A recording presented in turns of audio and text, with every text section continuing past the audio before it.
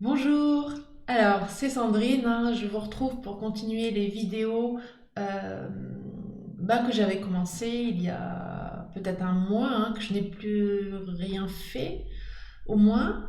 Comme pour tout le monde, hein, ça a été les vacances et puis des choses à faire à côté, le travail, donc voilà. Donc je reviens, je suis là pour continuer notre série.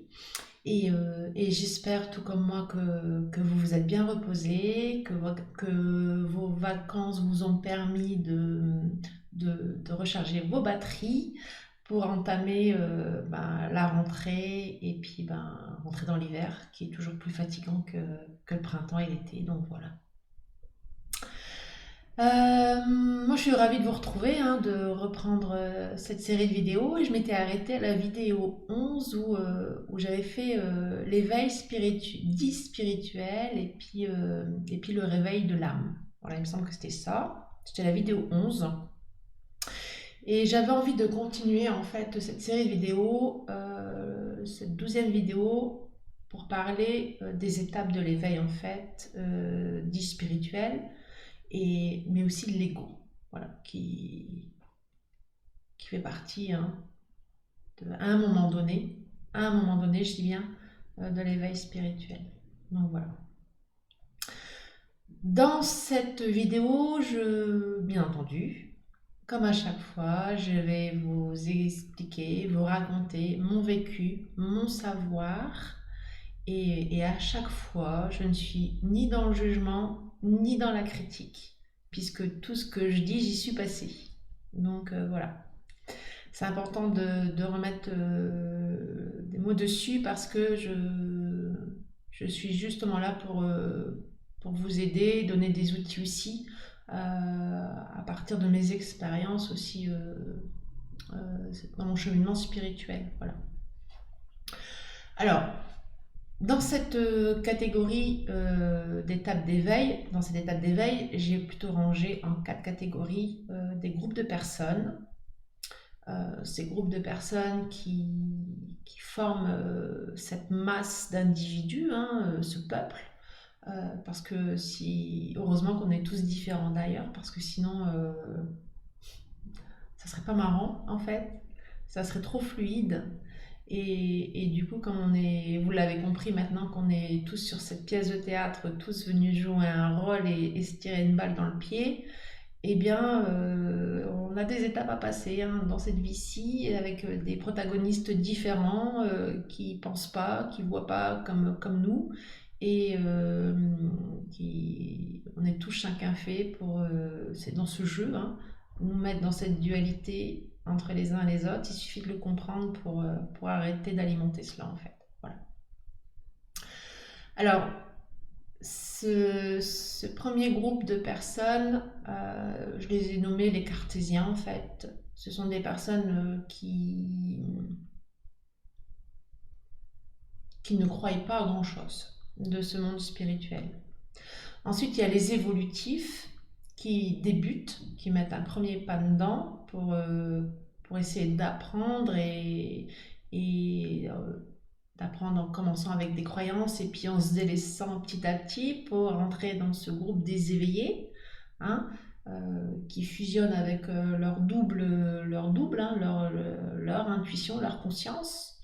Et puis, il y a les enfants éveillés aussi de naissance, où je vais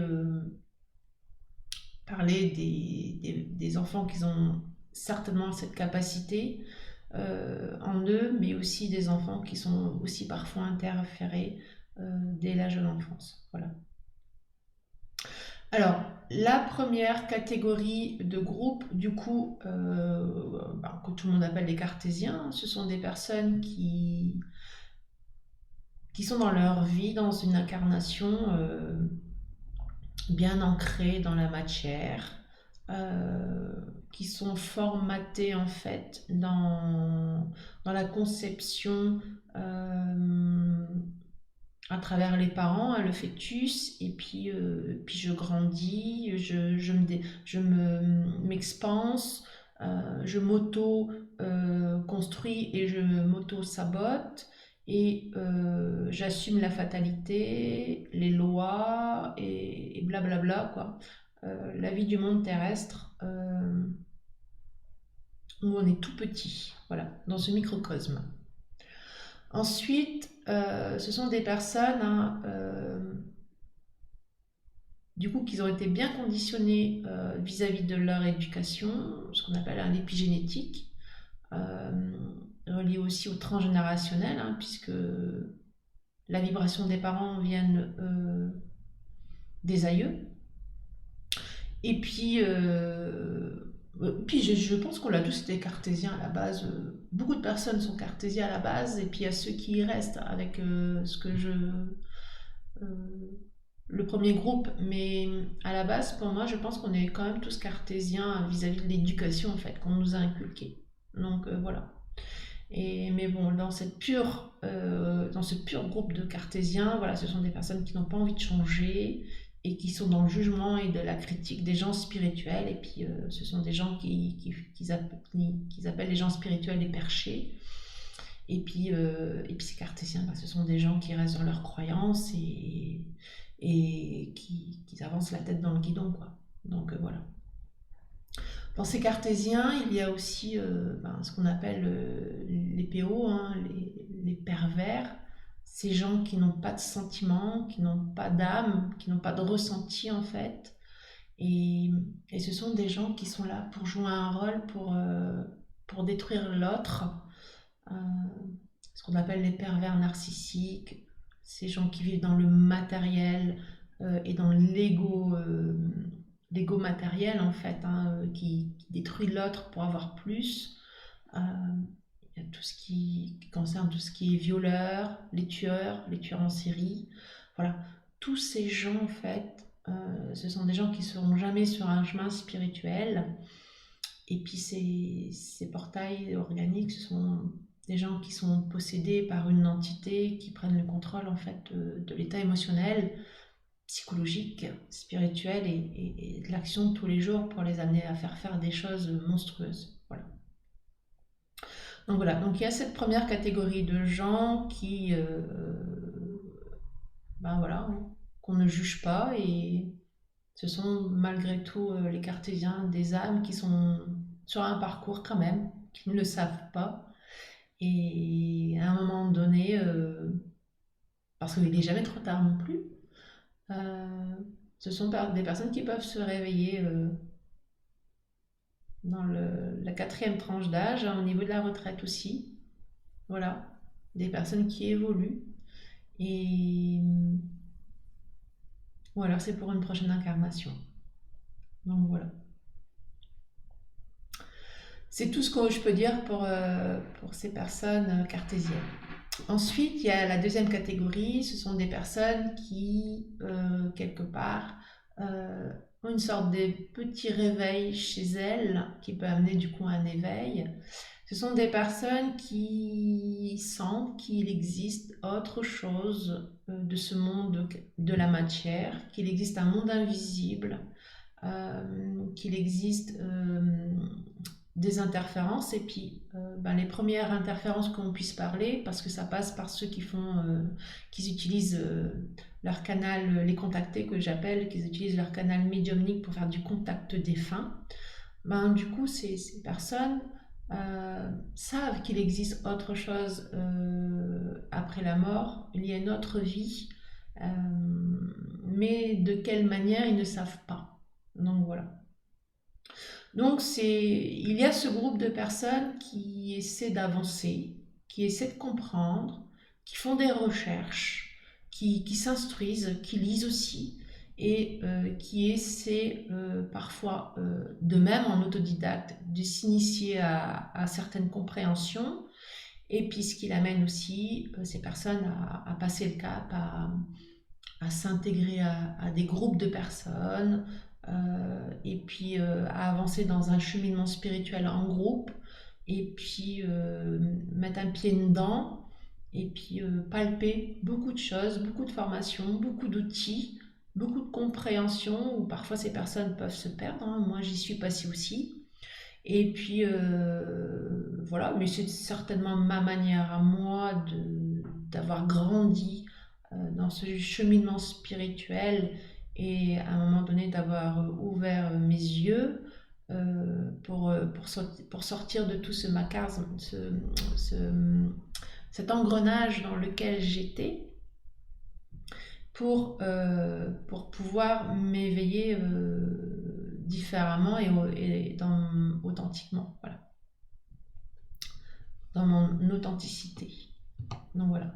Alors donc voilà, donc il y a ces personnes éveillées qui mettent un pied dedans, qui prennent différents chemins et du coup de l'enseignement aussi, hein, qui prennent l'enseignement des croyances des uns, des autres, à travers l'échange, les formations à partir de protocoles, d'initiation avec des outils extérieurs, les cartes, le pendule.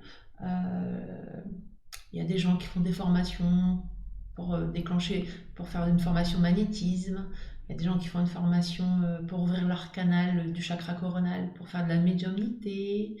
Donc voilà, donc c'est tous des gens qui essaient de mettre un pied dans ce monde spirituel. Et c'est dans ce groupe-là que ça commence l'ego spirituel aussi. Voilà. Parce que ce sont des gens qui découvrent des choses, qui voudraient, parce que ça a l'air tellement intéressant et palpitant, et bien qui s'initient à tout ça et qui font des ouvertures de conscience, ceci dit, mais aussi des ouvertures, des failles spirituelles qui permettent du coup de se faire agripper par des mauvaises énergies dont ces personnes après n'ont pas l'outil nécessaire de se nettoyer de ces interférences par lesquelles elles se sont fait agripper dans toutes sortes de formations et d'accompagnement. Donc voilà. Donc ce deuxième groupe de personnes spirituelles qui ouvrent les portes, il y a ces personnes qui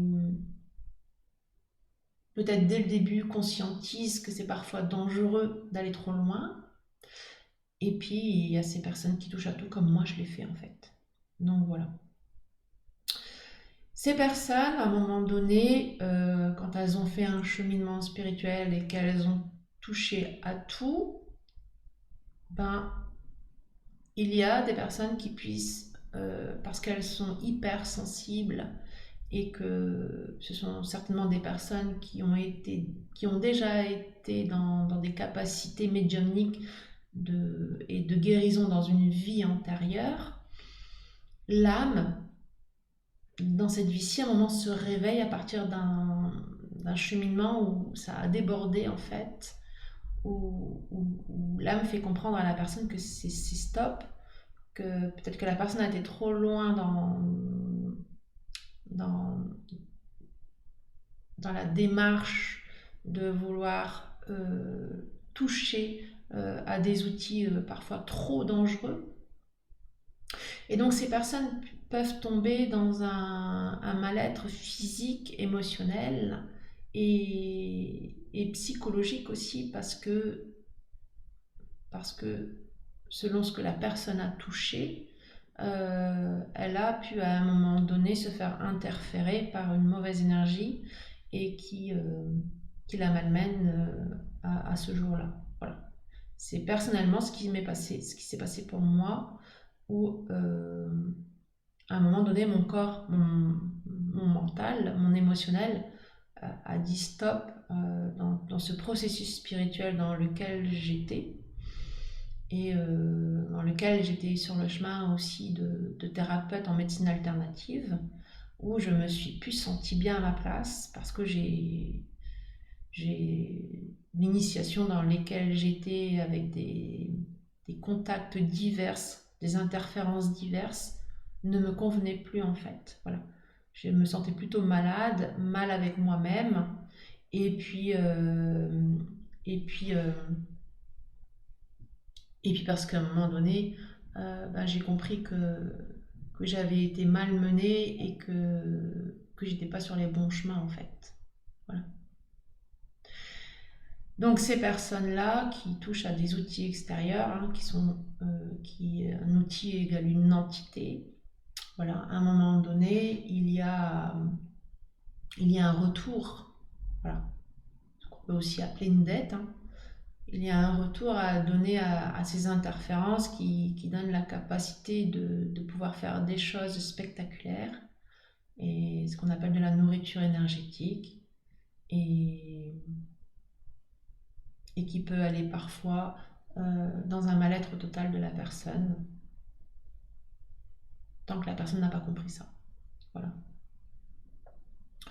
Donc ces personnes qui font ce cheminement spirituel et qui utilisent différents outils et protocoles dans leur attitude au quotidien, soit personnellement, mais aussi en tant que professionnel, parce que voilà, comme moi à un moment donné, je suis devenue professionnelle dans cette compréhension que ces outils pouvaient aussi nous accompagner dans notre propre auto-guérison, mais aussi aider les autres à guérir. Il existe à un moment donné, du coup, pour moi, ça s'est passé par un burn-out en fait spirituel. Donc voilà, j'en ai eu marre de tout. J'étais plus bien avec moi-même. J'étais plus bien avec tout ce qu'on m'avait enseigné. Il y avait la colère en moi, ça me parlait plus en fait, et je voulais tout arrêter. Voilà, jusqu'au jour où il y a eu une grosse remise en question, où de comprendre qu'en fait, tout ce parcours initiatique par lequel j'étais passée, eh bien, avait été pour moi une façon de voir le faux pour enfin ouvrir mes yeux pour comprendre en fait euh, la vraie, le vrai éveil et les vraies capacités en fait de l'âme, qui sont tout simplement des outils qui sont en nous en fait, à partir de nos clairs ressentis, la clairaudience, clairvoyance, cette médiumnité, mais qu'il faut déployer, travailler, activer soi-même. Aucun thérapeute, aucune personne, pour moi, attention, hein, à un moment donné, n'a la baguette magique pour vous activer, que ce soit votre médiumnité, euh, kundalini, euh, ouvrir vos chakras, tout ça, c'est un travail personnel en fait. Voilà. À un moment donné, on arrive dans ce troisième groupe de personnes, des personnes éveillées, qui comprennent que pour activer des compétences, des capacités, ce que ces personnes appellent des dons, pour activer toutes ces capacités, ces outils spirituels qui nous appartiennent propres à chacun, il faut se délivrer en fait. Il faut se comprendre que tout ce qui est enfoui en nous est coincé, bloqué d'incarnation en incarnation et dans cette vie-ci à partir de peurs, de croyances, mais aussi d'interférences extérieures, de possession, voilà, d'implants et de brides, qui fait que toutes ces pollutions ne nous permettent pas d'ouvrir nos yeux pour comprendre que l'intégralité des compétences de la spiritualité, les outils de clairvoyance, médiumnité, audience, clair ressenti, ça fait partie de nous en fait. Et que pour les activer, ben, il faut déverrouiller tout le centrage, il faut déverrouiller nos cellules, tout ce qui est dans notre corps en fait. Il faut tout déverrouiller. Parce que toutes ces croyances, ces peurs, la souffrance aussi psychologique depuis l'enfance, due à l'épigénétique, hein, ça vous le savez maintenant. Tout ça, ce sont des couches d'oignons, parce que les thérapeutes appellent ça des couches d'oignons. Moi, j'appelle ça des plafonds de verre, de l'auto-blocage, des implants et des brides, qui se sont posés en fait sur nos centres énergétiques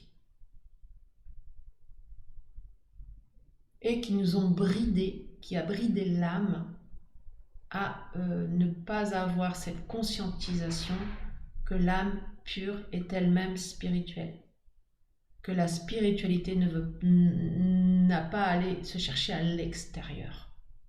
Quand on demande à l'extérieur, on demande de l'aide à quelqu'un. Voilà. Et quand on demande de l'aide à quelqu'un, à une énergie invisible, eh ben c'est pas bon du tout. Voilà. Parce que ça veut dire que quand on achète un pain, on a le pain mais on donne de l'argent. Voilà, une ressource. Quand on demande de l'aide à l'extérieur, eh ben, on a une dette de ressources, qui est notre vitalité. Voilà. Chaque outil extérieur, pour moi, j'ai été amenée du coup dans mon cheminement spirituel à comprendre que je demandais quelque chose, mais en échange d'autre chose. On a un dû derrière. Voilà. Un dû qui est une ressource pour cette entité à qui on a demandé. Donc notre énergie vitale. Cette acceptation de laisser de la place dans notre territoire physique et éthérique. Donc voilà. Donc c'est-à-dire qu'on n'est plus tout seul.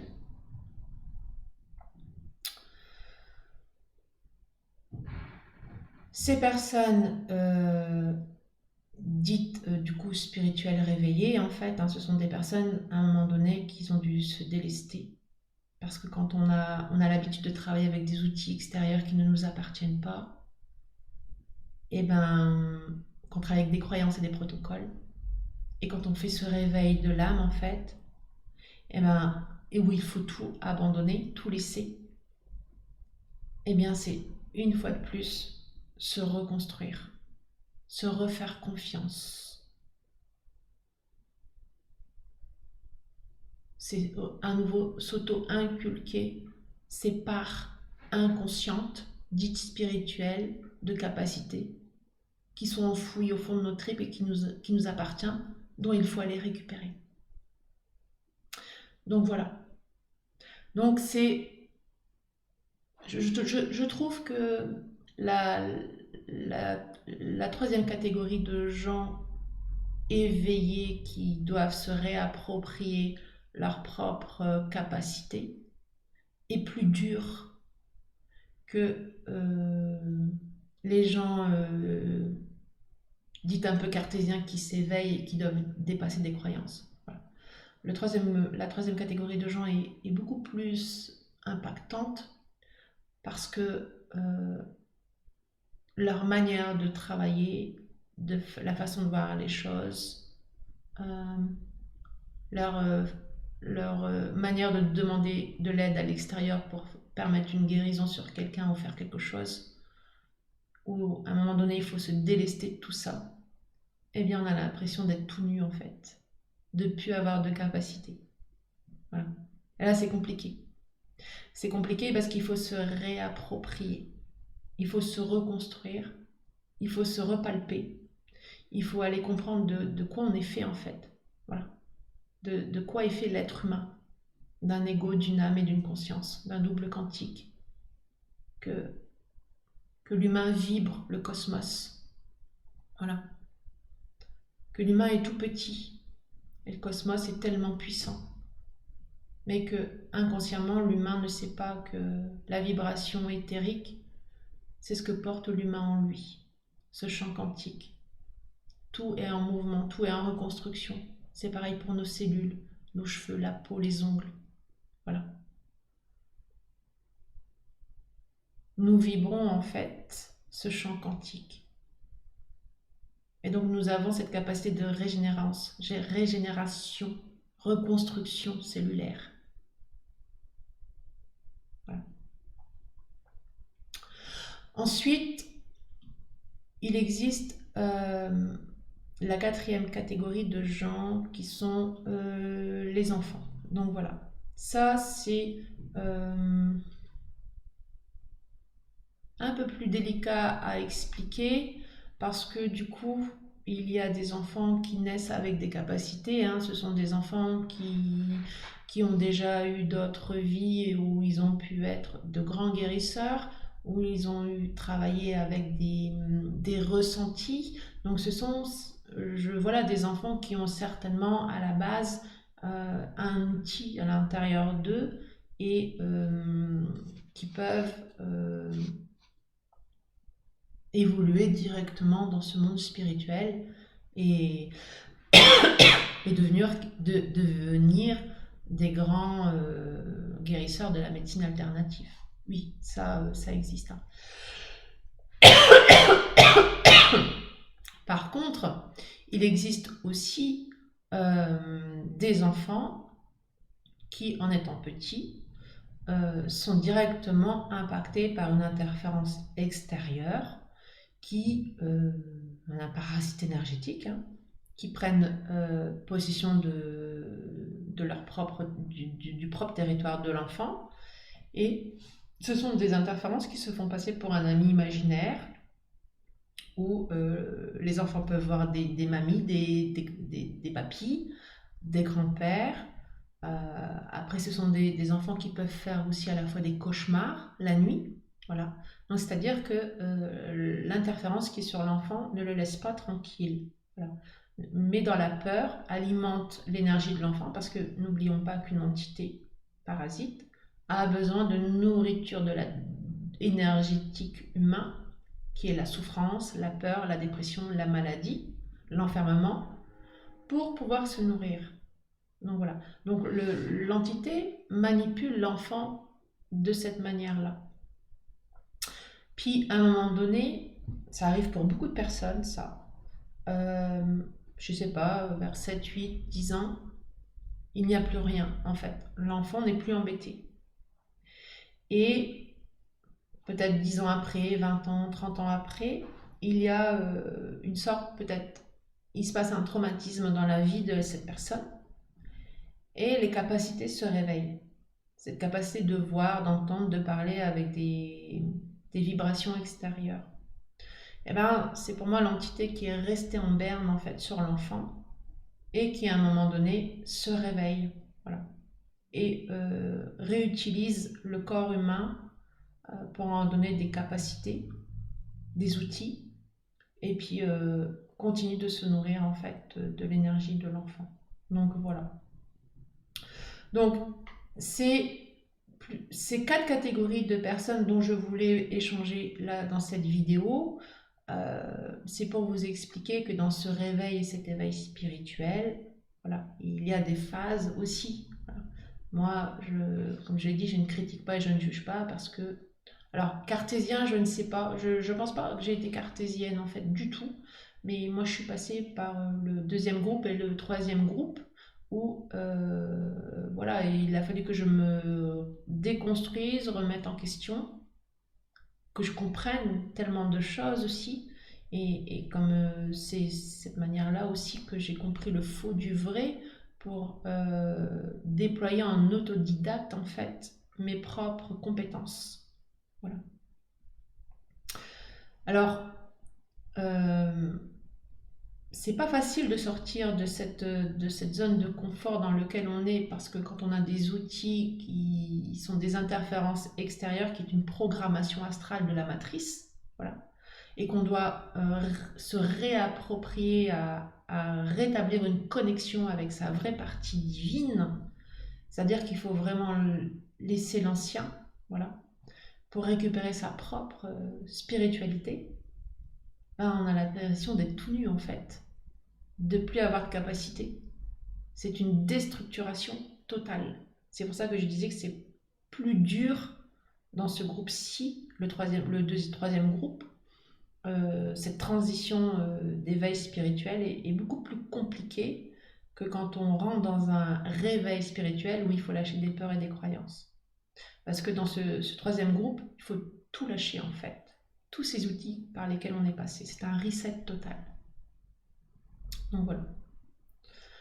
Alors aujourd'hui, hein, comment j'ai avancé de cette manière-là, où j'ai personnellement changé ce qu'on dit les lois cosmiques, où j'ai repris ma puissance, ma souveraineté dans qui j'étais.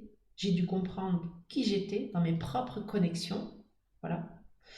J'ai arrêté de fuir qui j'étais.